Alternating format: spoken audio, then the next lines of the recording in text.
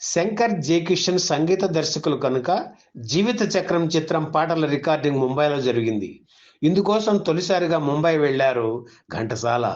తెల్లటి ధోవతి, చొక్కాతో ఉన్న ఆయన్ను చూసి ముంబై వాయిద్య కళాకారులు ఏం పాడతాళ్లే అని తేలికగా అనుకున్నారట.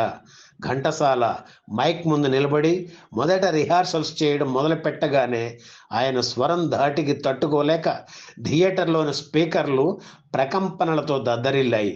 వారం రోజులు అనుకున్న రికార్డింగ్ కేవలం 3 రోజుల్లోనే పూర్తయింది. ఈ విషయం ముంబైలోని మిగిలిన సంగీత దర్శకులకు తెలియడంతో మరికొన్ని హిందీ పాటలు పాడమని కోరినా నాకు తెలుగు పాటలు చాలు అని వినయంగా చెప్పి మద్రాసు వచ్చేశారు ఘంటసాల. హిందీ గాయని శారదారాజన్ అయ్యంగార్ ఈ సినిమాలో 3 పాటలు పాడారు. తెలంగాణకు చెందిన ప్రముఖ పండుగ బతుకమ్మ. ఆ పండుగకి సంబంధించిన పాట సినిమాల్లో తొలిసారిగా వినిపించింది జీవిత చక్రం సినిమాలోనే. బతుకమ్మ బతుకమ్మ ఉయ్యాలో అంటూ సాగే ఈ పాటను నారాయణ రెడ్డి రాశారు. సుశీలమ్మ పాడిన ఈ పాటను ఊర్వశి శారదపై చిత్రీకరించారు. జీవిత చక్రంలోని పాటలన్నీ హిట్టే.